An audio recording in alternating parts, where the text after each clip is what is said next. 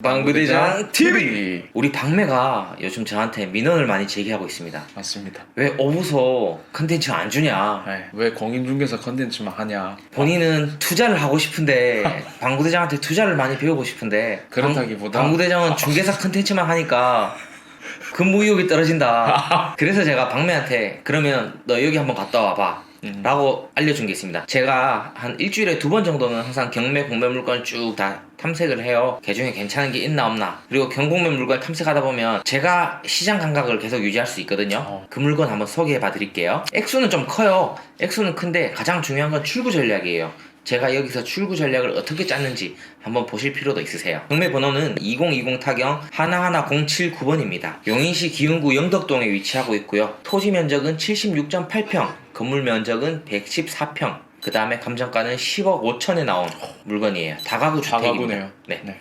그리고 지금은 2회가 유찰이 돼서 3차 경매에 들어가서 5억 1800이 최저 입찰가. 자, 이거 받으려면 얼마 써야 될 것 같냐? 한 7, 8억? 7, 8억. 네, 7억? 8억은 2차 유찰이 되는데 8억을 써? 7억. 7억? 모르겠어요. 7억 정도는 써야지 될 것 같은 느낌적인 느낌이 들어. 어떻게 알아요? 그냥 이거는 위치도 좋고, 그 다음에 2차 유찰됐으니 2차 가격보다 더 써내시는 분이 있으면 어쩔 수 없고 2차 가격에 근접해서 낙찰이 될 것 같아. 이번에도 혹시 유찰되는 일은 없겠죠? 없을 것 같은데 한 가지 조금 유찰될 수도 있다. 네. 아니면 경매가 취소될 수 있다. 라는 게 걸리는 게 있어. 요거는 영상 마지막에 설명을 해드릴게요. 아, 네. 그럼 물건 현황 좀 어. 설명 간략하게 해주실 수 있나요? 박매 네가 일단 현장을 다녀왔으니까 현장 영상 먼저 보고 하자. 임장을 가본 소감이 어때? 처음 봤는데 약간 좀 들떴어요. 인생 첫 임장이었고 건물이 생각보다 좋았어요. 새 건물이었고 주변에도 택지 개발 지구라서 그런지 같은 류의 건물들로 정렬도 잘 돼 있고, 그리고 어린이집도 좀 애들 많이 있는 것 같아서 그렇지. 주민들 그래도 많이 살고 있구나. 내가 영상으로 보더라도 경매가 진행되는 과정에는 여러 번 유찰이 생기거든. 한 6개월에서 1년 정도 관리 부실이 당연히 일어날 수밖에 없어. 은행 이자를 못 내고 세입자 보증을 못 돌려주기 때문에. 그런 상황인데도 불구하고 쓰레기 좀 방치된 거 말고는 굉장히 깨끗한 건물이네. 네. 이제 임장 가서 중요한 단서들을 많이 모아야 돼. 그런데 네. 여기 우편함을 보면 401호 2호는 사람이 살고 있는 것 같고 301, 302, 303, 304도 사람이 살고 있는 것 같아. 201, 202, 203, 204 같은 경우에는 우편물이 좀 장기간 방치돼 있으니까 사람이 없겠다라고 좀 추정을 한번 해볼 수 있지, 그지? 옆 샛길로 한번 나가봤어요. 도로는 어떤 식으로 돼 있는지 바로 인접해 있기 때문에 그 주변에 건물이 뭐가 있는지도 한번 봐야 될 것 같아서 오른쪽에 보시는 이 시설은 크린넷 설비라고 해가지고 택지 개발하는 단계에서 배관을 다 묻어요. 그래가지고 종말 처리장까지 바로 쭉 자동으로 빨아들일 수 있게. 집에서요? 아니지, 여기 그걸, 나와서 버려야지. 동네가 깨끗하죠. 지금 이 큰 도로가 남향인데 그 앞에 이런 큰 도로가 있어서 도로 소음은 조금 있을 수 있겠어요. 하지만 이렇게 녹지가 형성이 되어 있고 바로 앞에 집이 없으니까 사생활 간섭도 없을 거고. 제가 판단하기에는 그냥 주변에 일자리 많은 것 같다라는 느낌이었어요. 이 동네는 교통이 편리해서 서울에 사시면서도 여기서 출퇴근하시는 분들 많으실 거야. 그럼 영상 다 봤어? 아니요, 더 있는데 비슷한 류의 영상. 5시간 동안 이거 하고 온 거야? 커피도 마셨습니다. 저 말고도 한 3팀 정도 물건을 보시는 분들이 계셨거든요. 그걸 보고도 좀 관심을 가지고 계시는 물건이구나 생각이 조금 들었습니다. 자, 그럼 이제 다시 경매 물건에 대해서 자세하게 볼게. 일종 일반 주거지역이고 뭐 이런 거는 패스 다 해도 될 것 같아. 그리고 다가구 주택으로 되어 있고 한 층의 면적이 35평 정도 돼 있네. 그런데 주택 같은 경우에는 확장이 들어가 대부분. 그러니까 발코니 확장이 들어가기 때문에 홍보상 면적보다 실사용 면적은 크다고 보면 돼. 요거는 이제 계단실일 거고 한 40평 정도 된다. 40평 정도 된다. 그래서 감정가는 10억 5천. 2020 타경 13112하고 중복이 되네. 요것도 나중에 한번 봐야겠다. 이거는 강제 경매건이야. 강제 경매하고 임의 경매 차이. 경매학원을 6개월 동안 다닌 100만 원이나 주고. 100만 원? 네. 야, 근데 너는 나한테 뭐 좀 줘야 되는 거 아니야 그러면? 제가 수익 내면은 드리겠습니다. 강제 경매는 강제로 넘어간 거고 임의 경매는 모르겠어요. 누가 신청한 건가? 강제 경매는 법원의 판결에 의해서 이 사람의 재산을 팔아서 돈을 돌려줘라라는 게 강제 경매야. 네.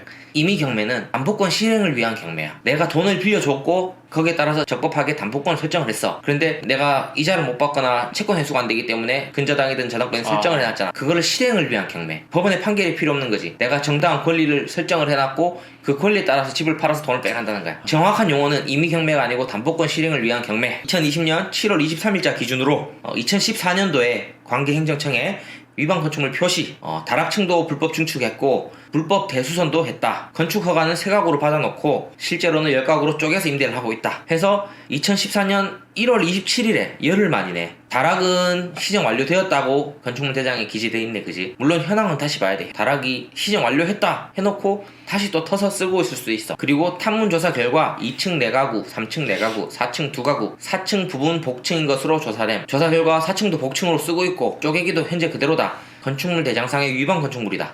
이렇게 나오는 거지. 위반 건축물 가장 큰 문제. 모르겠어요. 대출이 안 돼. 아, 대출이 안 돼.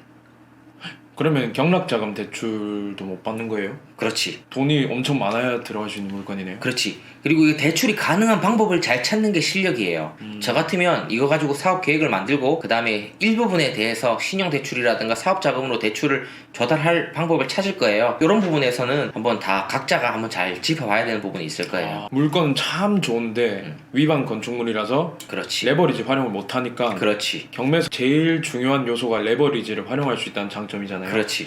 그래서 약간 계속 유찰이 일어나는 현상이. 그렇지. 그 부분도 있고 이 건물이 합법 건축물이라 하더라도 네. 지금 그 용인시 기흥구 영덕동은 투기과열지구로 묶여 있어요. 그러면 투기과열지구에서는 LTV가 네. 9억 이하의 40%, 그러니까 9억까지는 3억 6천, 8억에 들어간다라고 하면 어쨌든 3억 2천 정도가 대출이 가능하다라고 네. 봐야지. 대출이 가능하지만 방공제가 되겠지. 방공제에 대해서 약간 생소하신 분들이 있으실 수도 있잖아요. 방공제에 대해서 간략하게 설명드리면 주택임대차보호법에 소액 임차인에 대한 최우선 변제 제도가 있어요. 소액 임차인은 주민등록 전입신고를 마친 임차인이 일정 보증금 범위 이하일 경우에는 이 금액 중 일부 금액은 가장 먼저 다른 채권들보다 우선해서 변제해준다라는 게 주택임대차보호법에 명시가 돼 있어요. 그래서 그게 방의 개수만큼 아니면 가구의 개수만큼 대출을 나갈 때도 그 부분을 빼고 빌려줘요. 왜냐하면 은행에서는 담보 가치를 책정을 하고 담보 가치대로 돈을 빌려주는데 나보다 먼저 돈을 빼나가는 사람이 생기는 거잖아. 그러면은 뭐 만약에 8억이 쓴다 했을 때 3억 2천 받을 수 있는데 뭐 방공제를 받아버리면은 한 개 얼마 될까? 하나에 얼마 될까요? 서울은 3,700만원, 용인시, 화성시는 3,400만원이네. 그러면 LTV 적용해서 3억 6천이 대출이 될 거예요. 그런데 합법 건축물 10가구가 있기 때문에 3,400만원씩 10개를 빼야 돼요. 3억 4천을 빼면 2천만원 밖에 대출이 안 된다는 거죠. 결론은 이 물건에 대해서 합법이든 위법이든 어차피 대출 잘 안 나온다. 대출이 어마어마하게 어렵지. 돈 많아야 들어갈 수 있는 물건이다. 그렇지. 이게 결론이네요. 임차인 현황은 대항력이 있는 임차인인지 없는 임차인인지만 보면 돼요. 다 대항력은 없으세요. 때문에 어쨌든 다 명도를 해야 되는 대상이고 인도 명령까지 해야 될 수 있는 그런 상황인 것 같아요. 이 임차인들 중에서 아까 우리가 얘기했던 것처럼 203호는 임차권 등기를 하셨네. 그 다음에 204호도 임차권 등기를 하셨고 304호도 임차권 등기를 하셨어. 네. 이 뜻은 무슨 뜻? 나갔다. 안 살고 계신다. 네. 201호가 없지. 201호, 203호, 204호, 304호 네 집은 지금 안 살고 계시네. 이 집은 뭐 명도 비용에서는 좀 제외를 시켜야 될 것 같아. 그러면 저는 약간 궁금한 게 이게 어쨌든 위법이든 합법이든 어쨌든 돈이 있어야 들어갈 수 있는 물건이잖아요. 그렇지. 그럼에도 불구하고 대장님은 이 물건에 관심을 가진 이유가 뭐예요? 지금 현재 9가구가 임대차가 되어 있는데 8억 네. 7천만 원이야. 내가 8억에 낙찰을 받는다고 하더라도 세금 빼고 5천만 원이 다시 나한테 들어와. 물론 깡통주택으로 집을 만들어서 무리하게 임대사업을 하면 안 됩니다. 안 되는데 경제성의 논리, 이 물건이 얼마만큼 돈이 되는 가치가 있나 그런 걸 따져보기 위한 일종의 하나의 방법이거든요. 그래서 전세를 잘 놓으면 내 투자금을 최소화하면서도 임대사업을 할 수 있구나. 그런 점이 가장 메리트고 또 이 지역을 난 좀 알거든. 네. 이 지역이 집 구하기가 어려워. 주거지역으로 굉장히 선호되는데 아파트라든가 뭐 다가구주택이라든가 공급이 많이 없어. 2층 3층 이렇게 돼 있는데 계단 올라와가지고 처음에는 문 하나인데 이걸 나중에 쪼개기를 한 거야. 아마 요렇게 가운데 가르고 여기다가 문을 하나 더 달았겠지. 하나, 둘, 셋, 네 집을 달은 거야. 그래서 여기는 이제 투룸, 여기도 투룸, 여기 원룸, 여기 원룸 이런 식으로 이해되지. 그런데 우리가 만약에 낙찰을 받으면 결론은 합법 건축물로 다시 만들 거잖아. 그러면 요렇게 구성이 다시 된다라고 보면 되는 거지. 굉장히 널찍한 집이지, 그지? 이런 집을 임대 사업을 한다라고 보면 되는 거야. 그래서 보자. 여기는 이 집이란 말이야, 그지? 네. 그러면 이 근처에 전세 시장을 한번 볼게. 아파트의 전세 시장. 인근에 있는 경남 아너스빌 아파트 같은 경우에는 43평 아파트고 전용 면적이 33평이야. 우리 집하고 비슷해. 그런데 전세 5억 7천이야.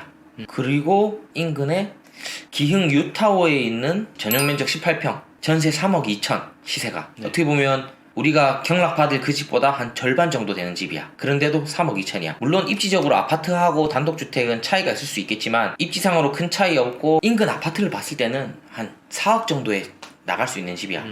그러면 내가 집을 찾는 실수요자야. 요런 한 방 4개 5개짜리 주택이 필요해. 7억에 낙찰받고 리모델링 1억을 한다 가정을 하자. 그러면 2층에 임차인한테 전세 보증금 4억 받고 3층에 임차인한테 전세 보증금 4억 받고 나는 내 집에 살고 돈 한 푼 없이 내 집 살 수 있잖아. 그래서 충분히 가치가 있다. 사자. 돈이 없는데요. 구할 수 있잖아.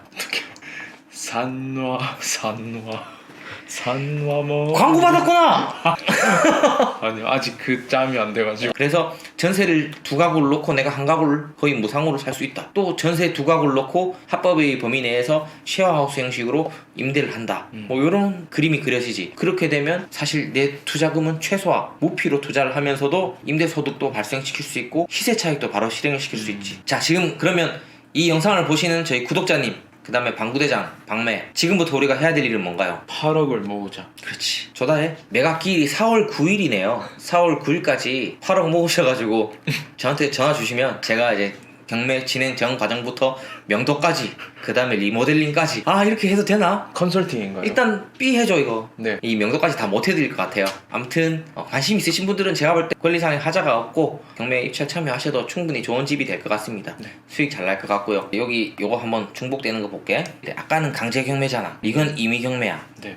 임의 경매는 누가 넣었느냐? 채권자는 땡땡땡땡으로 되어 있는데 아마도 은행에서 넣었을 거야. 이거는 은행에서 넣었기 때문에 임의 경매가 실행이 되면 결론은 무익률 취소가 날 수가 없는 것이. 근데 앞에 차에 2020 타경 11079에 입찰을 했는 게 뒤에 있는 2020 타경 13112의 임의 경매에 유효한지는 따져봐야 될 것 같아. 나도 요거에 대한 경험은 아직 없어. 그래서 요거는 경매 실무 제외란 책이 있거든. 거기 틀림없이 나와 있을 것 같아. 그거 보고 내가 또 다음에 한번 참고적으로 설명을 해드릴게. 궁금한 점 딱히 없습니다. 이거 사자. 진짜요? 들어가자니까. 저건 너무 넘사벽입니다 저한테.